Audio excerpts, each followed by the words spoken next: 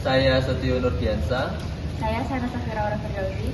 Saya Faradia Elina Priandani. Saya Linda Siti Indah. Saya Alif Asafrizi. Dan kami akan menjelaskan video presentasi untuk media pembelajaran. Silakan disimak.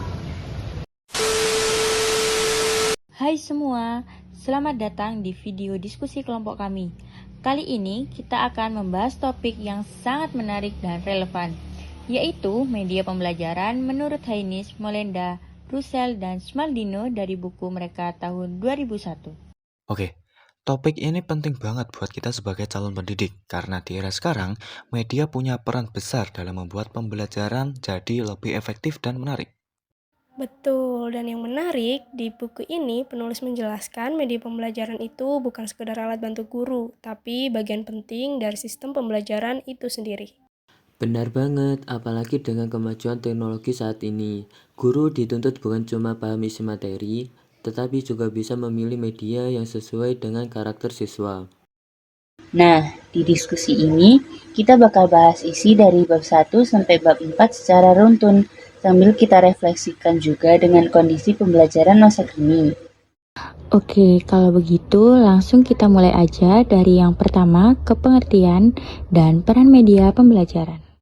Oke teman-teman, di bab pertama ini, Heinrich dan kawan-kawan mendefinisikan sebagai media pembelajaran sebagai segala bentuk dan saluran yang digunakan untuk menyampaikan peran atau informasi.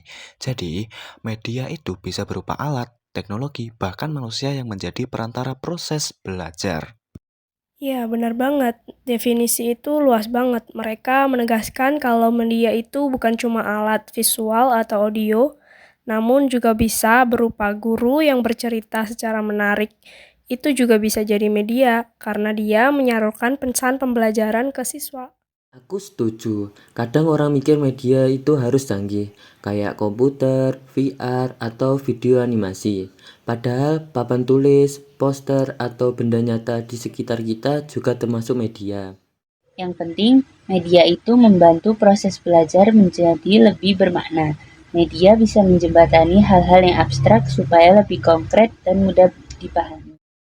Selain itu, mereka juga menjelaskan fungsi media pembelajaran antara lain, 1. Meningkatkan motivasi belajar, yang kedua, memperjelas menyampaikan pesan, yang ketiga, mengatasi keterbatasan waktu, ruang, dan indera, yang keempat, memberikan pengalaman belajar yang lebih kaya.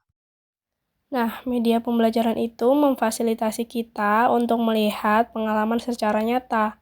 Misalnya, kalau kita belajar tentang gunung berapi kan nggak mungkin beneran ke sana. Tapi dengan video dokumenter atau simulasi, kita bisa merasakan pengalaman itu secara aman dan tetap efektif. Atau dalam pelajaran tatap muka, guru bisa pakai video masak untuk menunjukkan teknik tertentu yang susah dilihat langsung oleh semua siswa. Jadi, di bab 1 ini poin utamanya adalah bahwa media bukan sekedar alat bantu, tapi bagian penting dari sistem pembelajaran. Media menjadi jembatan antara guru, siswa, dan materi pelajaran. Sekarang kita masuk ke bab 2. Nah, bab ini ngomongin tentang teknologi pembelajaran dan model perancangan yang terkenal banget, yaitu Azure Model. Benar banget. Jadi di bab ini dijelaskan bahwa instructional technology atau teknologi pembelajaran itu bukan cuma soal alat digital, tapi proses sistematis dalam merancang, mengembangkan, dan mengevaluasi pembelajaran agar tujuan belajar bisa tercapai. Jadi, fokusnya bukan di alat, tapi di sistem dan prosesnya. Bahkan, Heinrich dan kawan-kawan menegaskan bahwa teknologi pembelajaran melibatkan desain instruksional, komunikasi, dan evaluasi.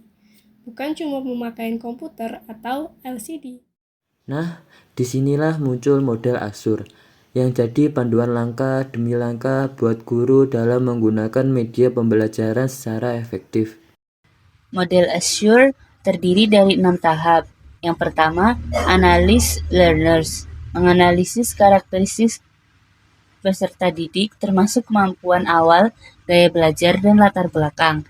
Yang kedua, set objektif, menentukan tujuan pembelajaran yang jelas dan terukur. Yang ketiga, select method, media, and materials, memilih metode, media dan bahan ajar yang sesuai. Yang keempat, utilize media and materials, menggunakan media dengan cara yang tepat di kelas. Yang kelima, require learner participation, mendorong partisipasi aktif siswa. Yang keenam, evaluate and revise, mengevaluasi hasil pembelajaran dan melakukan perbaikan. Ya, model ini sangat aplikatif. Misalnya, guru ingin mengajar topik sistem pernapasan. Pertama, ia analisis dulu kemampuan siswa. Apakah mereka sudah tahu dasar anatomi tubuh? Lalu, tentukan tujuan. Misalnya, siswa mampu menjelaskan proses pernapasan manusia.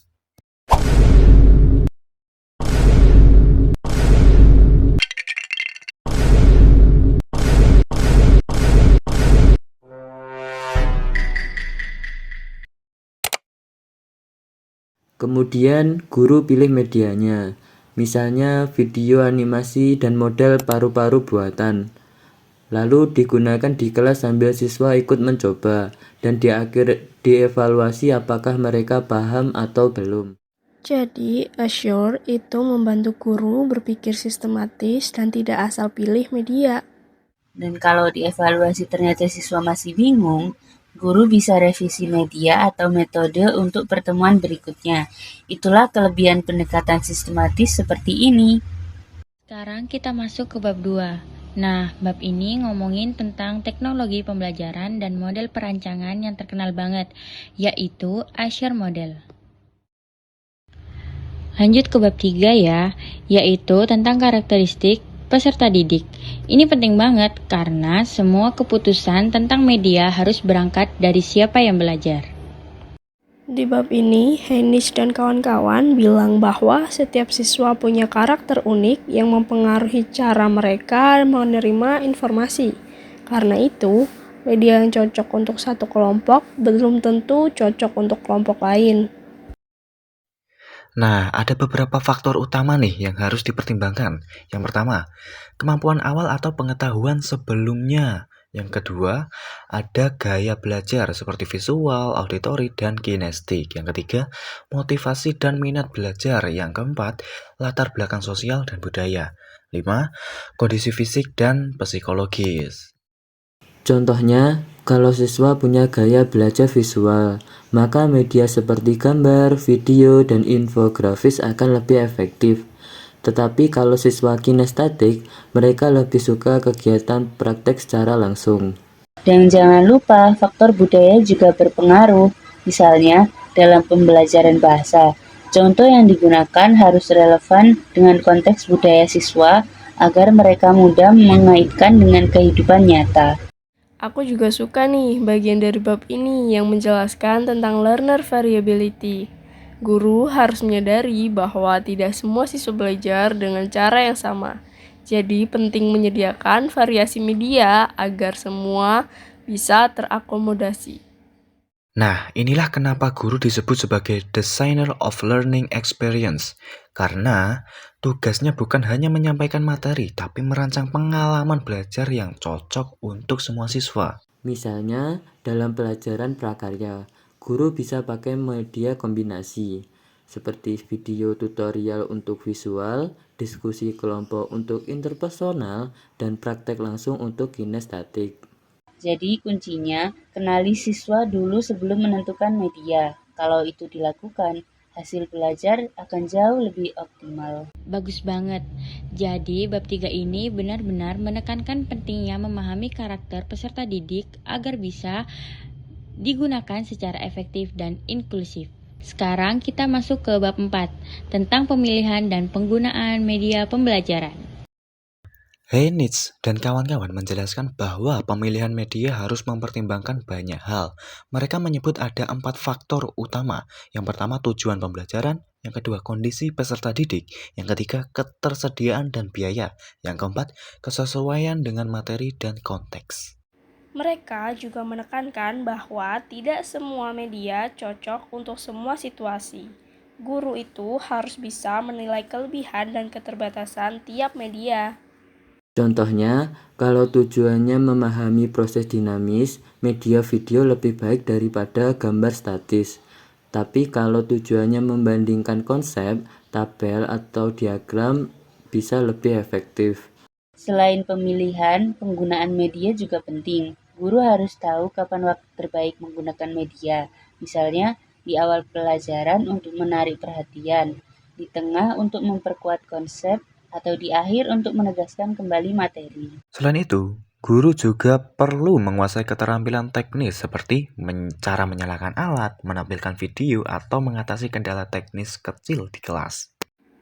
Dan satu hal lagi, penggunaan media itu harus interaktif. Nah, jangan sampai media itu hanya jadi tontonan pasif. Jadi, siswa itu harus dilebatkan, misalnya dengan pertanyaan reflektif, latihan, atau diskusi setelah melihat media. Aku suka bagian di mana penulis bilang, the best medium in the one that have achieved the learning objective. Artinya, media terbaik bukan yang paling mahal, tapi yang paling efektif mencapai tujuan belajar. Benar banget. Jadi kalau guru bisa menyeimbangkan tujuan, kondisi siswa, dan ketersediaan media, hasil belajar akan jauh lebih baik. Nah, teman-teman, setelah kita bahas semua bab ini, kira-kira apa yang bisa kita simpulkan dari keseluruhan buku ini? Oke, menurutku, media pembelajaran adalah komponen vital dalam sistem pendidikan. Media membantu mentransfer pesan dengan lebih jelas, menarik, dan bermakna. Jadi, kalau aku, poin terpenting itu ada di model Assure. Itu yang membantu guru merancang pembelajaran secara sistematis dan terukur. Dari aku, karakteristik peserta didik harus jadi dasar dalam memilih media. Karena pembelajarannya efektif adalah yang sesuai dengan siapa yang belajar. Dan menurutku, guru zaman sekarang harus adaptif, teknologi terus berkembang. Jadi kita harus siap berinovasi tanpa melupakan prinsip dasar yang sudah dijelaskan oleh Hennig. Wah, pembahasannya seru banget ya. Aku jadi sadar teori dari tahun 2001 ini masih sangat relevan sampai sekarang. Malah di era digital dan AI sekarang, prinsip-prinsip dasar Hennig justru jadi semakin penting supaya guru tetap jadi pengarah, bukan tergantikan oleh teknologi. Terima kasih sudah menonton video diskusi kami.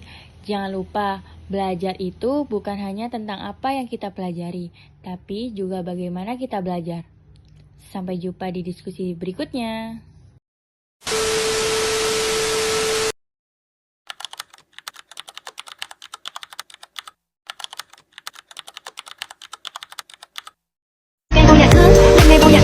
Ngày vô nhà anh biết thương. Giây phút em gặp anh là em biết em si tình. Tình tình tình tăng tăng tình tăng tình tình tình tăng tăng tăng. Giây phút em gặp anh là em biết em si tình. Tình tình tình tăng tăng tình tăng tình mình tình tăng tăng tăng.